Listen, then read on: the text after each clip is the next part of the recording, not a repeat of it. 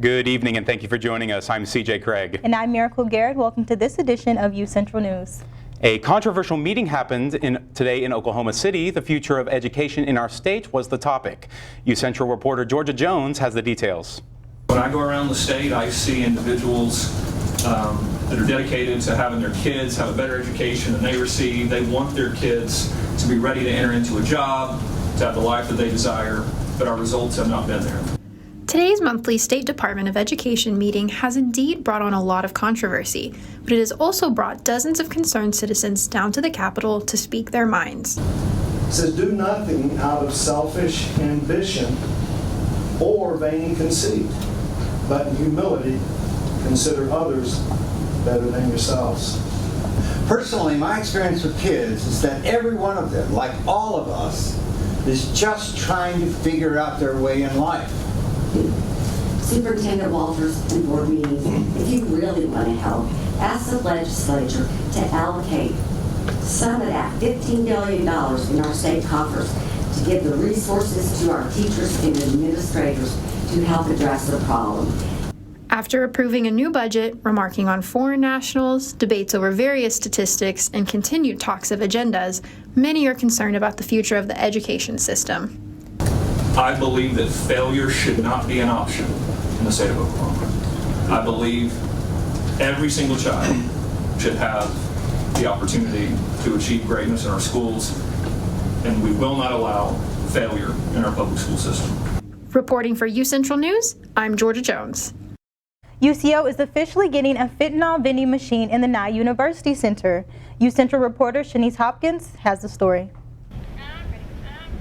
Hello everyone, we currently have a developing story. We just received news that the possibility of a fentanyl strip testing machine could be placed in Nye or other buildings this coming November. We received this information after discovering breaking news where a quarter pound of fentanyl was found in a I-35 traffic stop violation. The UCO Health Promotion will be placing these machines in collaboration with the Oklahoma State Mental Health and Substance Abuse Services. UCO Health Promo has been hosting Narcan trainings earlier this week and will have more to come for the rest of the semester. That's all the information we have on this topic for now, but if you would like to find out more information, you can contact UCO Health Promo on Instagram or their email rollsober@uco.edu. That's all I have for you guys. I'm Shanice Hopkins. Back to you guys in the studio. Thank you, Shanice. Oklahoma was ranked third in the nation for adult obesity rates, according to the CDC. The study was conducted by the CDC's Behavioral Risk Factor Surveillance System and had people self-report their height and weight. The study found that 22 states have an obesity rate of over 35%. The study also found that obesity rates are lower in adults who have a higher education. Only 2 states rank ahead of Oklahoma, those being West Virginia and Louisiana, and all 3 states have obesity rates of over 40%. This could raise some health questions for Americans since only 10 years ago, no state had a rate above 35. As the government shutdown looms over Americans in just 3 days, House Republicans still cannot come to an agreement to avoid the shutdown behind closed doors today. Well, the government shutdown would take place at midnight on Saturday into Sunday night. And if it takes place, it is because the Congress, most notably in the House side, House Republicans cannot reach a deal that would make all of their members happy. And so how it would affect students is in a couple of different ways. If you are seeking to do anything with the State Department, if you need a renewal of your passport or visa or something like that, that's a problem. Traveling, not the best idea at all. Most national parks will be closed. Most things that have any kind of connection to the government that are non-essential will also be shut down. So for example, at a larger university, or even at this one, we have several federal connected grants. Any kind of federal connected grant will have to stop. Air traffic controllers and the TSA people at the airport, they are going to be on furlough. And so what has often happened in the past is they may choose not to come into work, even though they're required to. I worry more about international students coming over. Those who are not already here yet, I would worry about those because that usually takes federal government. And so I think it's going to be an interesting couple of weeks. House Republicans are planning to proceed with their impeachment inquiry into President Joe Biden in the event of a government shutdown. According to Republican lawmakers, GOP-led committees in charge of the Biden impeachment inquiry will be deemed essential if the government shuts down at midnight on Saturday. However, a lapse in federal funding could present challenges, making gathering sources more difficult. Last week, House Speaker Kevin McCarthy warned a potential shutdown would slow down House Republicans' impeachment efforts. But some of the holdouts are confident that their investigations could continue. The Republican Party's debate for their next candidate for the up-and-coming election happened yesterday, and CNN's Mike Valerio has more. As 7 GOP presidential hopefuls took the stage at the Ronald Reagan Presidential Library Wednesday night, the party's frontrunner was once again absent. Donald Trump is missing in action. He put $7 trillion on the debt. He should be in this room to answer those questions for the people you talk about who are suffering. With a smaller stage, down one from their last debate, the candidates fought to break through. Gentlemen, you'll have your turn. One of the challenges So listen up. we please focus on the issues that matter. The man at the center lectern, Ron DeSantis, went into the night with a lot to prove. Once considered the party's best hope of dethroning former President Donald Trump, the Florida governor has lost ground in recent polls. As commander-in-chief, I'm going to use the U.S. military to go after the Mexican drug cartels. They are killing our people. After memorably clashing with several rivals in Milwaukee, entrepreneur Vivek Ramaswamy said his goal this time around was to stress his policies and positions. Unlock American energy. Drill, frack, burn coal, embrace nuclear energy. Put people back to work. And former South Carolina Governor Nikki Haley looked to build on the momentum her campaign received from the previous debate. We need to make sure we put 25,000 more Border Patrol and ICE agents on the ground and let them do their job. As for the former president, Donald Trump once again skipped the evening, opting to hold an event in Detroit amid the ongoing auto workers strike. I've risked it all to defend the working class from the corrupt political class that has spent decades sucking the life, wealth, and blood out of this country. In Los Angeles, I'm Mike Valerio. Well, I don't know about you, Miracle, but I, for one, am getting sick and tired of these 90-degree days. I'm ready for that fall temperature. It was hot today. Jules, please tell us it is cooling down.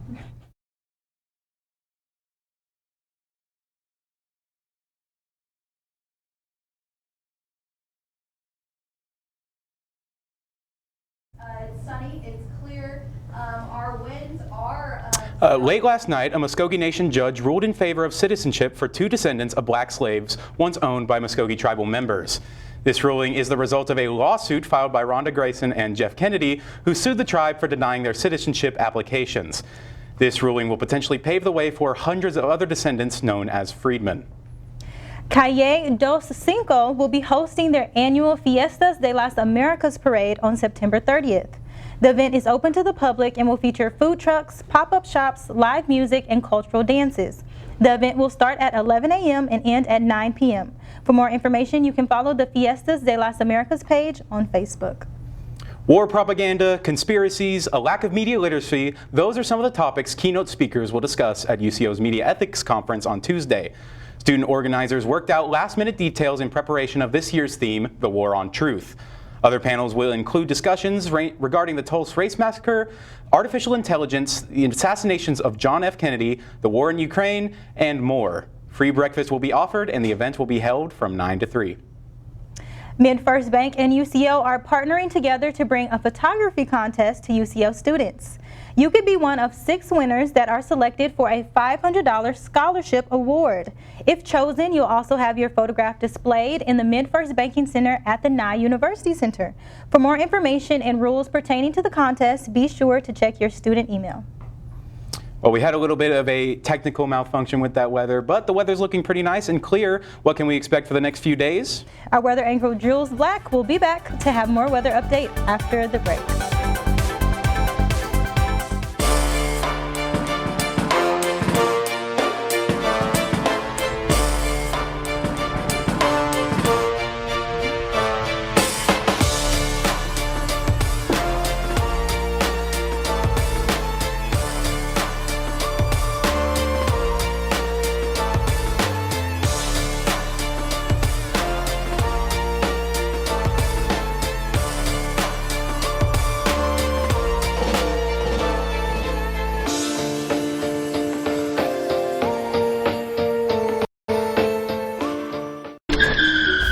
I could go back and change it all, I would. I think I'm gonna miss you the most. I'm sorry. I'm so sorry. I'm so sorry. Maybe it's just the little moments. If I could go back and change it all, if I could go back, I would. But I can't.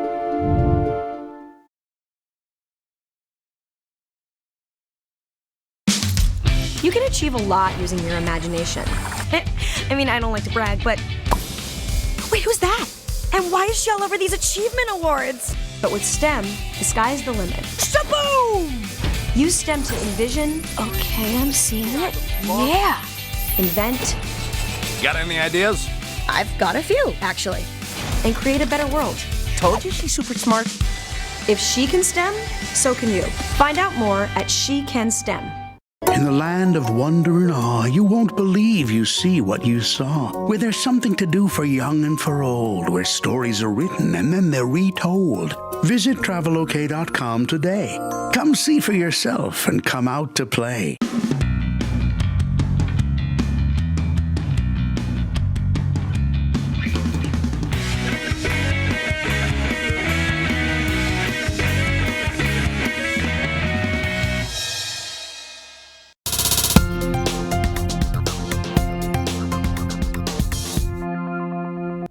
Welcome back, Broncos. Sorry about those technical difficulties, but we're back, and I'm here to give you your full weather look today. It's going to be 93 degrees outside right now. It is sunny. It is clear. We've seen little to no clouds in the sky today. Our winds are southwest, running 8 miles per hour. Our humidity is 34%, and it feels like 93 degrees outside, so it is hitting those 90s. Later tonight, our low is going to be 70. It is clear skies tonight. Our winds are going to cool down south 5 miles per hour. Now, humidity rate is going to stay the same, and we're seeing no chance of rain today. Tomorrow for our statewide highs, starting in Guyman, it's going to be 95 tomorrow, 92 in Woodward, 93 in Clinton, 96 in Altus, pretty high. Lawton 95, 93 in Ardmore, 92 in OKC, and 93 in Eden. And as we move eastern Oklahoma, 94 in Ponca City, 92 in Tulsa, 93 McAllister, 93 in Idabel, and 90 up in Miami. Now we're moving on to our 7-day forecast. Like I said before, it is 91, 93 for today. And look at all those suns. It's sunny, it's clear, and unfortunately our highs are going to be in those 90s. Sorry about that, CJ and Miracle. Friday tomorrow is going to be a high of 92 with a low of 70 tonight, and a low of 70 going into Friday night as well. Saturday this weekend, 92, 92, and going into Monday, all 92, and those lows all pretty much the same as well. With the Saturday night 70, Sunday night 67. Going into next week though, Monday 92 and 68 for our low that Monday night. We do have some chances of rain. We'll see some chances of rain, 20% on Tuesday with a high of 89, but we won't see a lot of clouds in the sky. 66 for that Tuesday night. And then going into Wednesday, we'll have a 40% chance of rain with a high of 81 degrees. It's perfect weather. It's looking so great. I don't know how far we'll get into fall with seeing no chances of rain, but I feel like there might be some chances of rain. That's all I have for you now. Back to you guys at the desk. Thank you, Jules. And coming up, UCO students give their thoughts on the Travis Kelce and Taylor Swift fling. Carla Tovar has your social media update right after this. I was raised to believe in the power of possibility, to always move forward but never forget where I came from, to value hard work, ingenuity, and hospitality. On one hand, my people are rough and rugged. On the other, refined and elegant. They taught me how to love beautiful things and cherish my past, to seek out adventure, eat well, and to have a good time. So I keep their traditions alive every place I go. They call me Oklahoma City, but you can call me the modern frontier.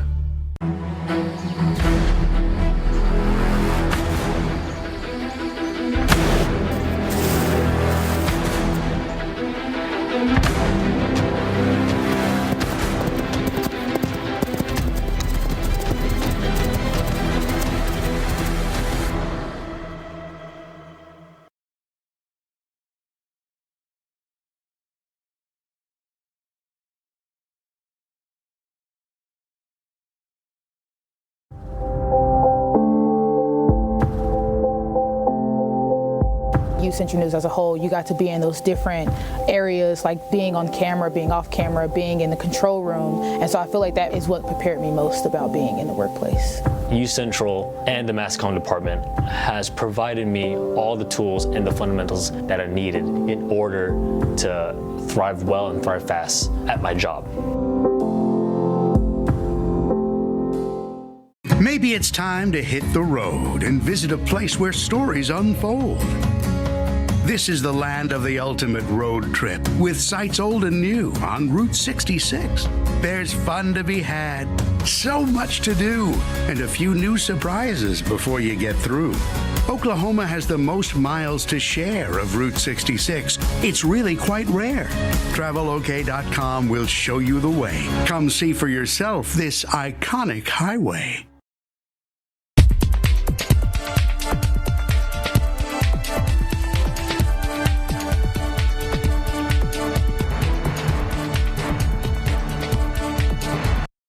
Welcome back, Broncos. I'm Perla Tovar with all of your social media updates. Devastating news this morning. Michael Gambon, actor who played the role of Dumbledore in Harry Potter, has died earlier today at the age of 82. Mr. Gambon's family confirmed his death in a brief statement. Michael died peacefully in hospital with his wife Annie and son Fergus at his bedside following a bout of pneumonia. The family has asked for privacy during this painful time. And other news that people will just not stop talking about is Taylor Swift and Travis Kelce. Ever since Taylor attended Travis's game not even about a week ago, she has boosted his jersey sales by 400%. He's gained over 300,000 social media followers, and there are barely any tickets left for the Kansas City Chiefs season. Here are a few students' opinions. It definitely doesn't surprise me that ticket sales went up so much after everyone heard that Taylor Swift is going to be there. I just wonder how many fans will be there for Taylor Swift versus how many fans will be there for football. I just think it's kind of an overreaction because, I understand the fandom that Taylor Swift has as a performer, but if she's not even performing and she's just being a regular fan, I'm not about to spend my hard-earned money just to see Taylor Swift sit in the crowd, Taylor Swift going to these games is really good for the economy because her Eras Tour is giving the economy loads of money. And this could also be really good for the NFL in giving more exposure because a lot of people, I would assume, aren't really big sports fans in the music industry. How long will it be before the couple makes their relationship official, or is this all fake for PR? In other news, Kourtney Kardashian and Travis Barker had a vintage Disneyland-themed baby shower thrown by her sisters and her mom. Kim and North uploaded this TikTok just a few days ago, sharing all of the details. There were a ton of Disney goodies, including Mickey Mouse-shaped pretzels, balloons, and cake. Looks like they had a very special day for the family. I'm really happy for these two celebrities. And tonight is the premiere of Bachelor in Paradise and The Golden Bachelor, starting at 8 p.m. If you haven't heard of The Golden Bachelor, it's because it's the new spinoff of the popular dating show. Rather than centering individuals in their 20s, this show has casted a senior as the lead, hoping to give viewers a chance to tune into a different kind of love story. Here is a sneak peek at the first arrival of the night.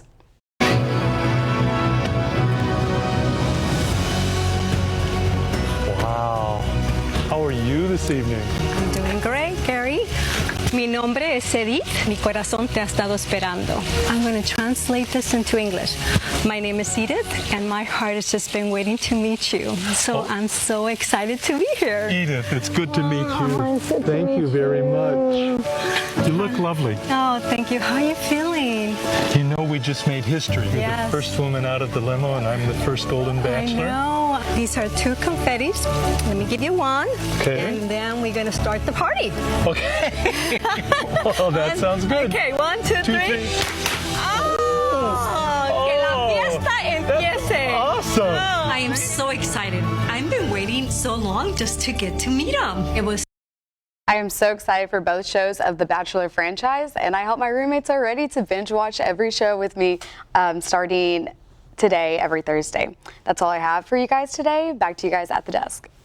Thank you, Perla. And coming up in sports, it's a busy weekend for UCO athletics. Mark Lowe will be talking hockey and football.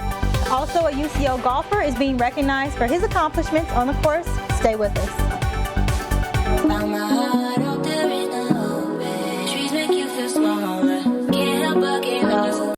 Feel the beat of nature at a park or forest near you.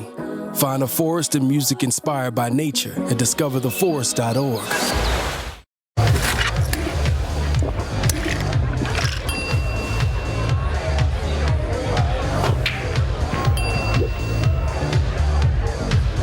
If you need to do something to feel okay to drive, you're not okay to drive. Don't drive buzzed.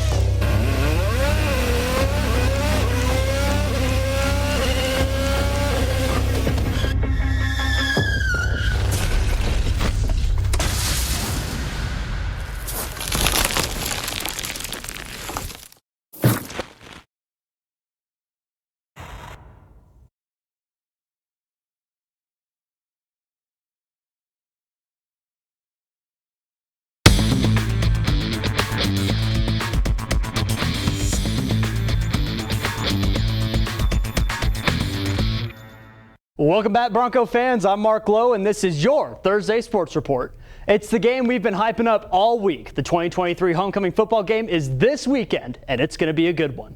The Broncos are coming into the matchup with a 1-3 record after a loss to Emporia State last week, while the Missouri Southern Lions are walking into Chad Richardson Stadium with a 3-1 record after nothing short of a dominating win against Northeastern last week. The Broncos head coach Adam Durrell spoke about the matchup earlier this week and acknowledges that this is going to be a hard battle. We've got a tough game this week. They've got a lot of confidence right now. They're coming off playing Northeast Oak, and the game was over at half, so I'm sure they they did set their starters, the second half, so that's a big bonus when you can do things like that coming into a game like this. So, yeah, we're going to have to play really good football to win. We're going to have to play a lot better on defense and not give up the big plays. And, offensively, we have to try to find a way to get some big plays on them, which, again, at this point in the year, they haven't given up a lot. The Broncos face off against the Lions on Saturday at 2, but the homecoming tailgate kicks off at 10 in the morning. Come on out and show your support and roll shows. Moving on over to the green, one UCO golfer set school records this week at the Missouri Southern Invitational, and he's receiving recognition on his efforts.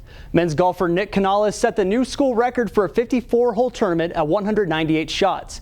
Canales, who is a redshirt sophomore transfer from Nebraska, is the first in school history to shoot under 254 holes.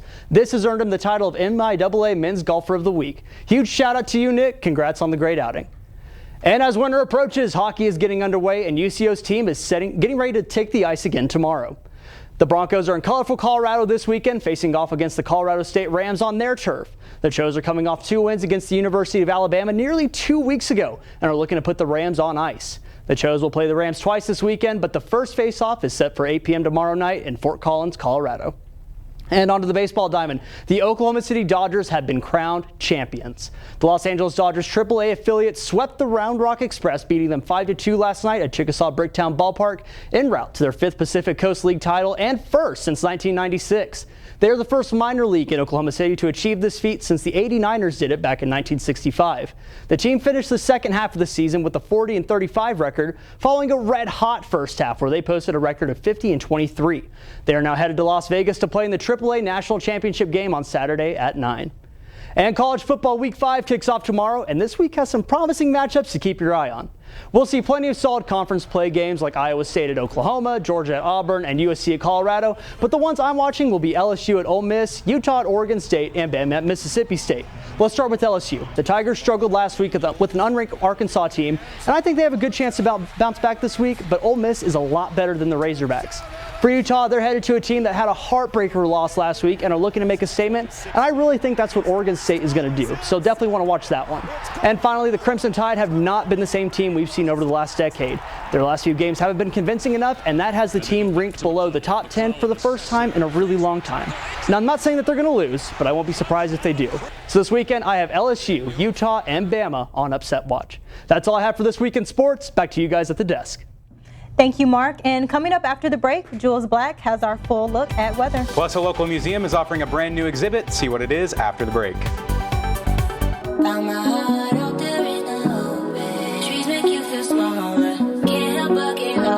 Feel the beat of nature at a park or forest near you. Find a forest and music inspired by nature at discovertheforest.org.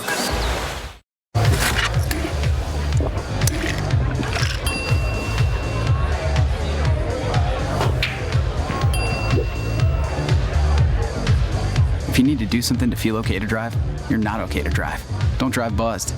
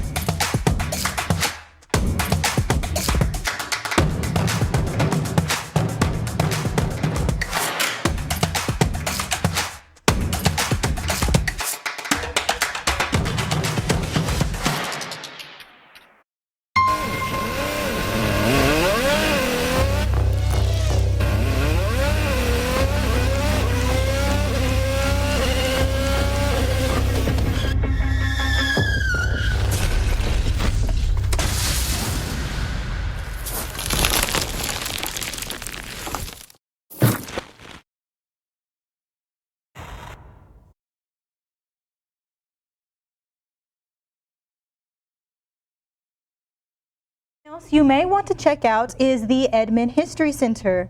One of the museum's current exhibits unveiled showcases local bridal fashion spanning over a century. The oldest piece is from 1875, and each piece features the story of the bride and their historical significance. The exhibit shows how over time the dresses and styles have changed, but the heart of the tradition is still seen today.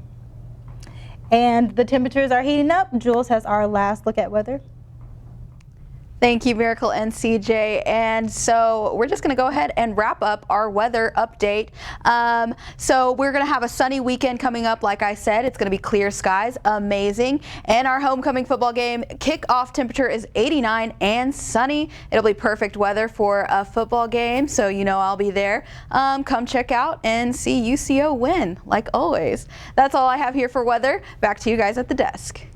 Thank you so much, Jules. And unfortunately, that is all the time we have for this edition. Thank you so much for joining us. I'm CJ Craig. I'm Miracle Garrett. You guys have a wonderful night.